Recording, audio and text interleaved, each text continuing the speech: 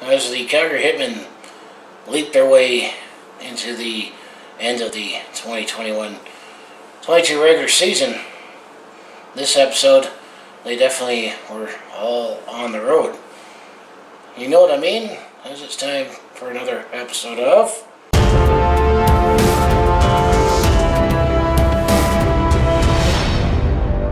Hi there, it's Brett Hornby here, and welcome back to another episode of my Calgary Hitmen in 6.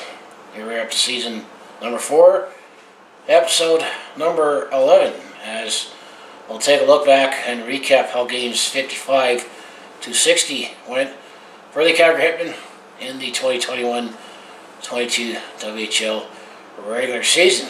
And I'm going to say for the final time this season, this will be a 6-game episode, as the next 2 episodes, they're all going to be 4-game recaps to make the math work, as the Western Hockey League play 68 games. But the question for the Calgary Hitmen this year is, I think after game 68, the way things are looking, it's probably going to be their last game of the regular season, as this team definitely has struggled, as they definitely sold off on the WHL trade deadline, but there's a couple teams that have had their number lately, and this road trip was a rough one.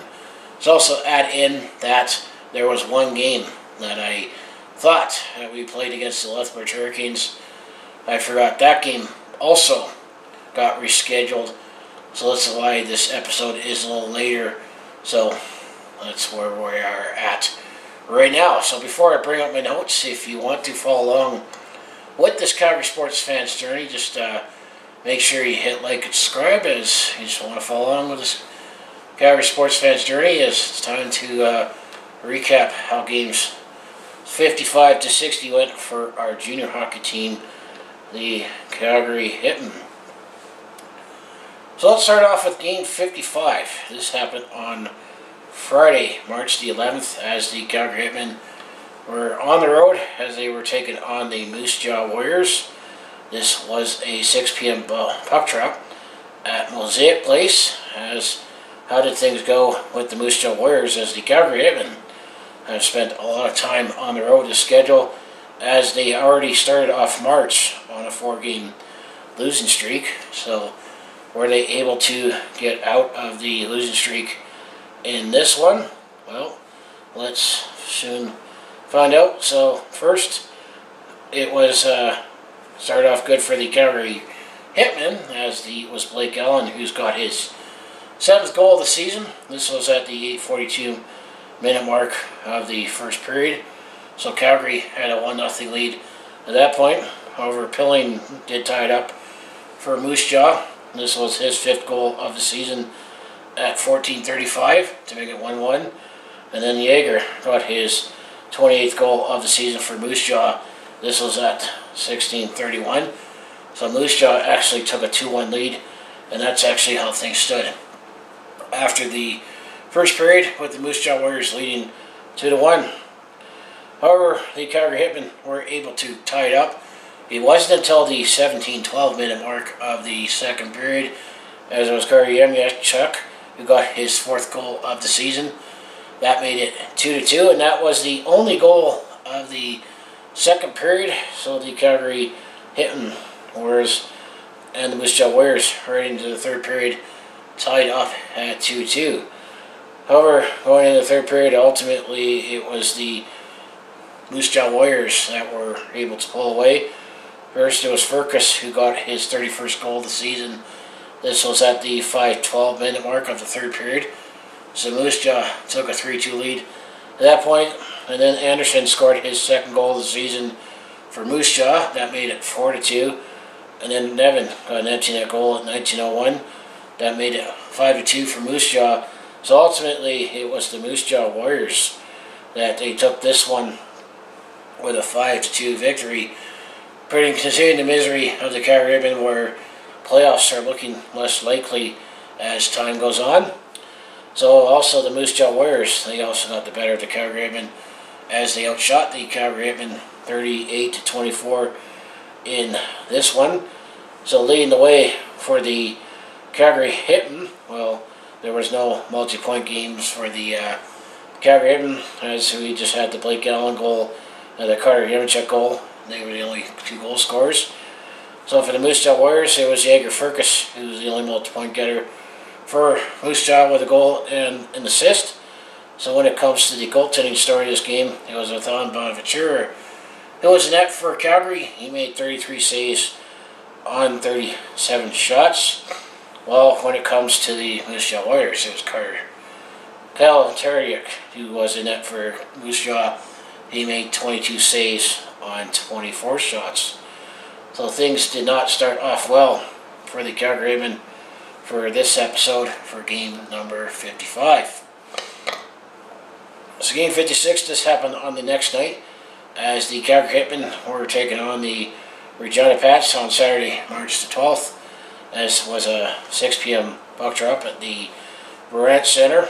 So more getting to take a look at Connor Bedard. So were the Calgary Hitmen able to get off of the losing streak on this game? No, unfortunately they did not. Spoiler alert. And actually Connor Bedard also did open up the scoring for the Regina Pats. It was 8:50 minute mark of the first period. That was his 36th goal of the season. The only goal of the period, so Regina had a 1-0 lead after the first period. Second period, it was more Regina, as it was Nick Solani who got his 2nd goal of the season. This was at the 45-second mark of the second period, so Regina took an early 2-0 lead in the second period. However, it was Yakishin who got Calgary on the board. His 4th goal of the season was at the 9:58, so about halfway through the game, it was 2-1 for Regina at that point. However, Connor Bedard, he did score another goal, a power play goal at 19:54. So with 6 seconds to go in the second period, Regina took a 3-1 lead, and that's actually how things stood after the second period, with Regina up 3-1. And then Dubinsky scored for Regina in the third period, his 15th goal of the season at 5:31. So Regina ultimately took this one 4-1 and ultimately continue on the losing streak for the Calgary Hitmen. And then when it comes to shots on goal, well, once again it was the Regina Pats who had a better edge in shots, as they outshot Calgary 36-20 in this one. So obviously leading the way for the Calgary Hitmen, only Anton Yakishin with the goal, and leading the way for the Regina Pats obviously was Connor Bedard, who had 2 goals in this one. And then Nathan Salami had a goal and assist. So was Cole Dubinsky with a goal and assist, and Tanner Howes had 2 assists. So definitely was enough offense to go around when it comes to the Regina Pats. So when it comes to the goaltending story of this game, it was Braden Peters who was in net for Calgary. He made 32 saves on 36 shots. Well, it was Drew Sim who was in net for the Regina Pats. He made 19 saves on 20 shots. So the Calgary Hitmen, up to this point, have lost 6 in a row, with a loss to the Regina Pats. So that was game number 56. So game 57, this happened on Tuesday, March the 15th, as the Calgary Hitmen were starting to play some catch-up. This game was at Winnipeg, at the Winnipeg Ice at the Wayne Fleming Arena. This was a 7 p.m.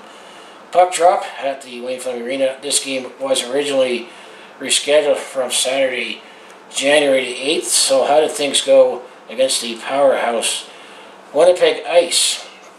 As if the Calgary Hitmen were able to make the playoffs, this is who they would happen to draw. However, things were not looking good for Calgary this one, as they were definitely outpowered. It was Connor Geeky who scored first for the Winnipeg Ice, but that was not until the 1909 minute mark of the first period. So Winnipeg had a 1-0 lead going into the second period. In the second period, it wasn't until late in the second period that Winnipeg was able to add to their lead at 2-0. It was Chase Sweetcroft who got his 10th goal of the season shorthanded, 18-10. So Winnipeg had a 2-0 lead going in the third period. And then the third period, the Winnipeg Ice definitely showed they were the better team in this one. As they added 2 more, as Mark Savoy got his 27th goal of the season at 3:24. And then it was Mark Maline who got his 29th goal of the season at 13:41. So ultimately, it was the Winnipeg Ice who won this one 4-1, or 4-0, I should say. I wish Calgary had 1 goal, but Calgary did not have any goals as they won this one 4-0, as it was Winnipeg who also outshot the Calgary Hitmen 32-23 in this one. So this was definitely a quick recap, as no one led the way for the Calgary Hitmen, as we did not score, and it was Ethan Bonaventura who was in net for Calgary. He made 28 saves on 32 shots. Winnipeg Ice Weekoff, Connor Geekie led the way with a goal and assist, and it was Mickey Maline who had the other goal, and so was Matthew Savoy for the 4 goals. And it was Dawson Cowan who was in net, made 23 saves for the shutout. So that was game 57, as the Calgary Hitmen were shut up 4-0 against the Winnipeg Ice to lose 7 in a row. So game 58, this happened the next night on Wednesday, March the 16th, as the Calgary Hitmen were still on the road, taking on this time the Brandon Wheat Kings, as now they're working their way west back on this road trip. This was a 7 p.m. puck drop at the Westobia Place. This game was rescheduled from Friday, January the 7th. So were the Calgary Hitmen, were they able to finally get off the losing schneid in this one?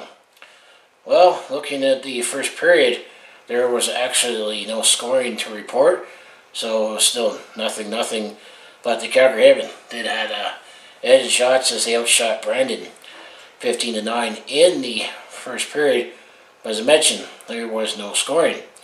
So going into the second period, we had to wait until the 9:50-minute mark of the second period. It actually was Cale Zimmerman who did score for Calgary on the power play, his 11th of the season. So Calgary made it 1-0 at that point. However, Zimmer did score for Brandon at 14:37, his 5th of the season. That made it 1-1 at that point in the second period. And then it was Steele Queering who did score for Calgary at 16:06. That was his 11th goal of the season to make it 2-1. And actually, that's how things stood after the second period, with the Calgary Hitmen leading 2-1.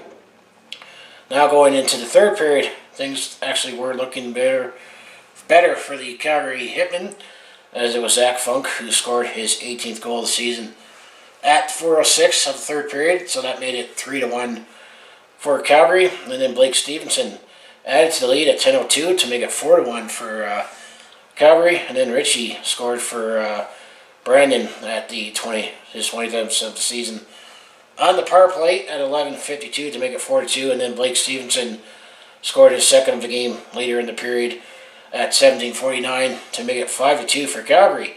And ultimately, it was the Calgary Hitmen that came out on top, winning this one 5-2. So the Calgary Hitmen was finally able to get off of their losing schneid by winning this one in Brandon. Also, the Calgary Hitmen did outshoot the Brandon Wheat Kings 35-32 overall.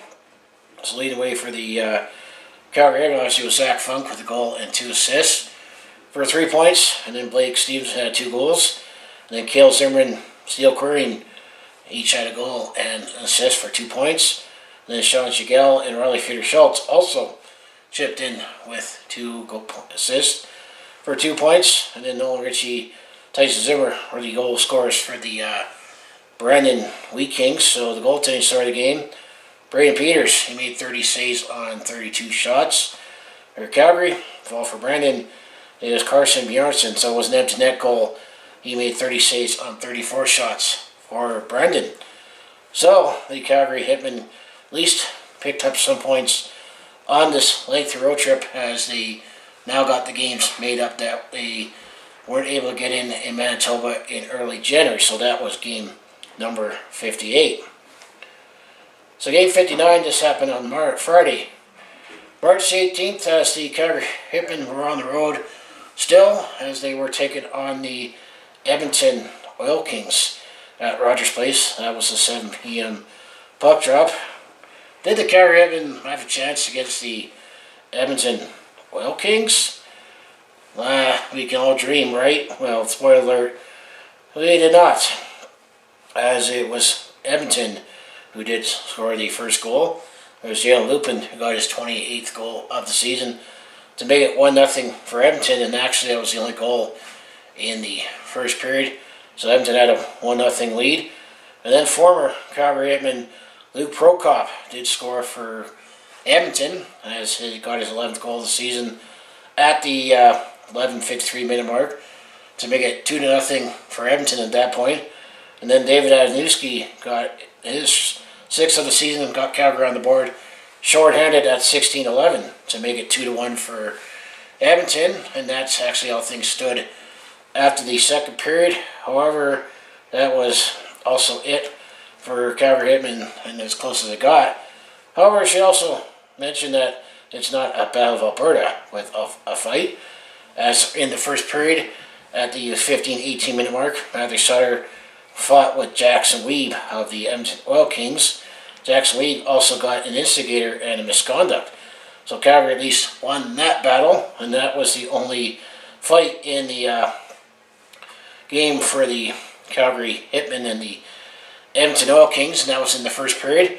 So going to the third period, it was Dylan Gunther who did put 2 away in the empty net for his 39th and 40th goals of the season, 18:05 and 19:28. So the Calgary Hitmen did at least try to hang in there with the Edmonton Oil Kings, but they were not able to come out on top as they lost 4-1.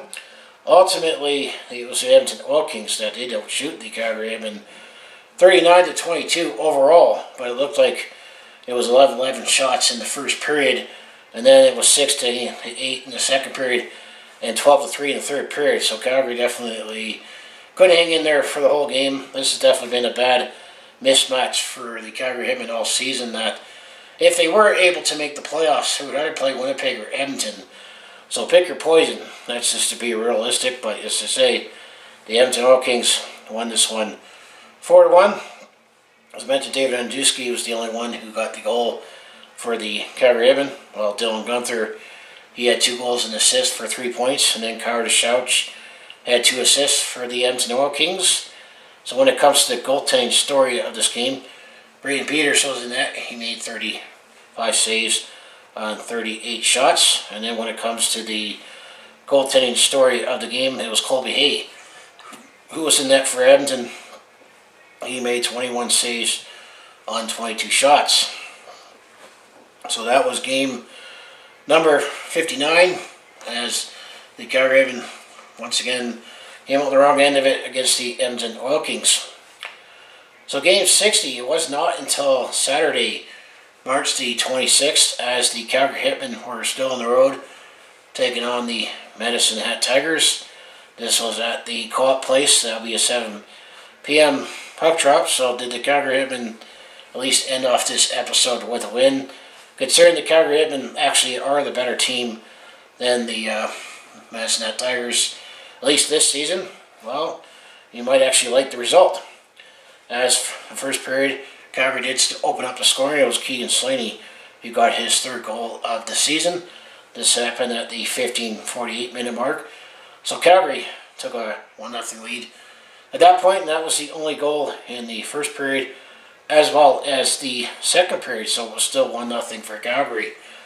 Going into the third period, and then there was Riley Fitter-Schultz, who did score for Calgary, his 27th goal of the season at the 10:37 minute mark to make it 2-0 for Calgary. And ultimately, the Calgary Hitmen won this one 2-0 as they outplayed the Medicine Hat Tigers big time, as the Calgary Hitmen outshot the Medicine Hat Tigers 39-13 overall, as Calgary outshot them 14-2 just in the first period alone, then 9-5 in the second, and 16-6 in the third period. So it could have been a much bigger lopsided game, considering the Calgary Hitmen have dominated the Medicine Hat Tigers all season. And then leading the way for Calgary was Ryder Schultz with the goal and assist.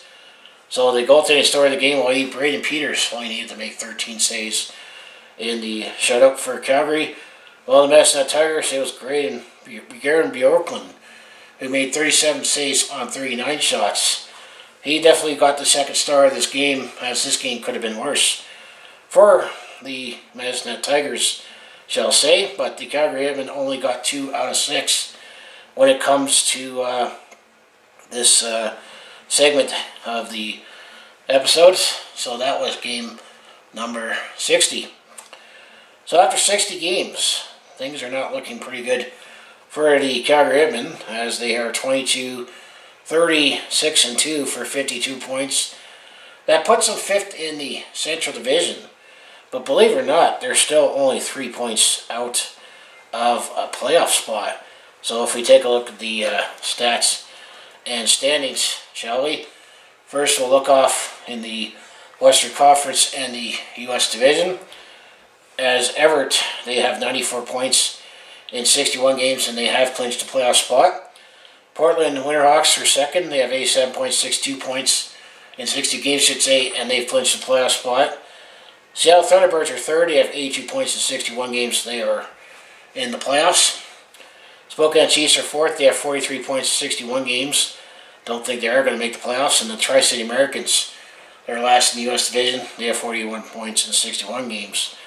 BC Division, well, the Canada's Blazers lead the way. They have 90 points in 61 games. They have clinched the playoff spot. And the Kelowna Rockets, they have 76 points in 60 games. They have also clinched the playoff spot. So you already got 5 out of 8 spots claimed in the Western Conference for the playoffs. Vancouver Warriors, they are third, 50 points in 59 games. Victoria Royals, they are 50 points in 63 games. And the Prince George Cougars, they have 45 points in 59 games. So it looks like probably you're going to say Vancouver and Victoria will get the next 2 spots, and maybe Spokane. But that's the Western Conference and the standings. So now in the Eastern Conference, well, the Edmonton Oil Kings, they're first in the Central. They have 95 points, 61 points. They have clinched the playoff spot. Second place is the Red Deer Rebels. They have 86 points in 62 games, and they're in the playoffs.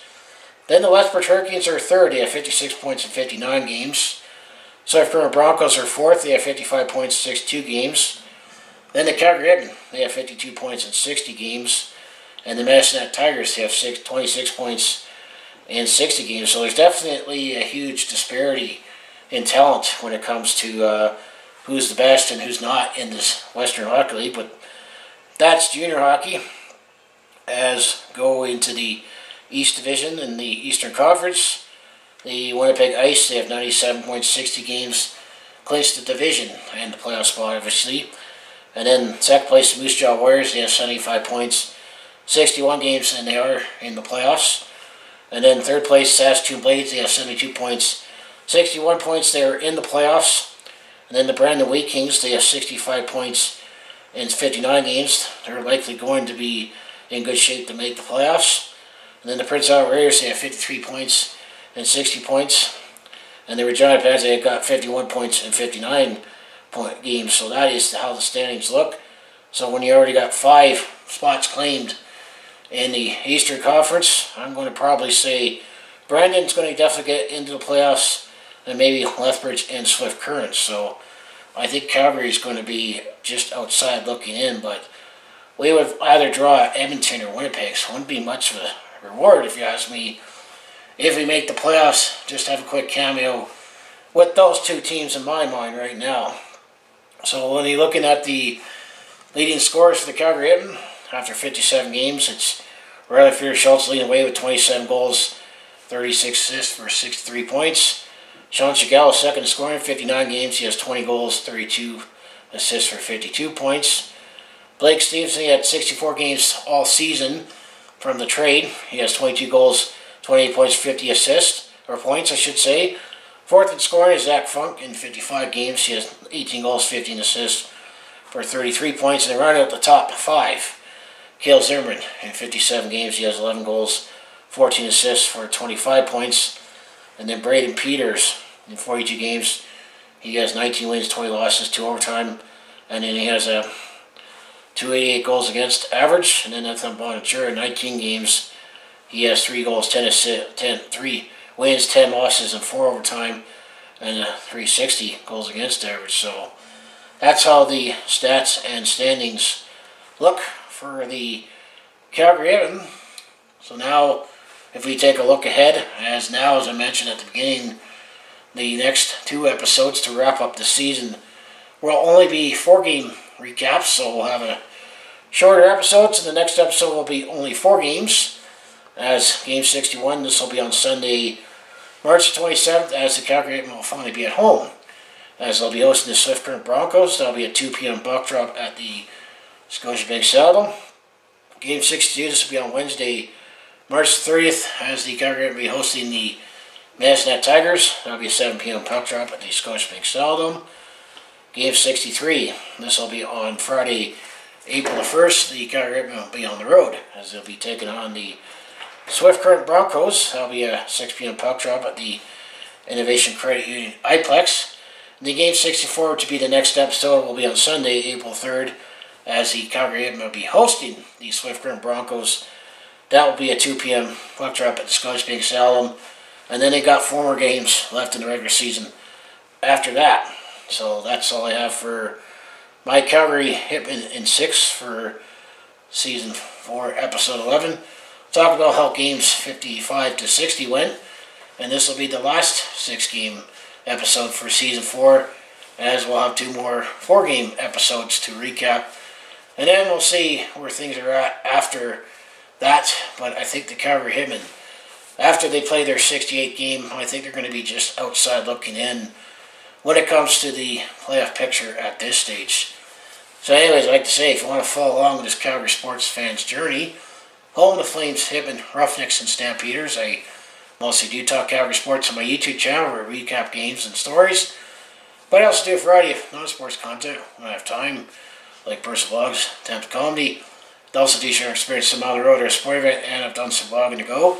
So if that all sounds like it'd be interesting to watch, to follow along with this Calgary sports fans' journey, you know what you do, just make sure you hit like and subscribe. I also have my other social media links down in the description below, and I do have my second channel in Brett Hornby Shorts, where I exclusively put my short form content there, so I appreciate like, subscribe both here on my main channel as well as my second channel. So anyways, I'm going to say, let's go Hitmen. Thanks for watching, and I'll see you in the next video.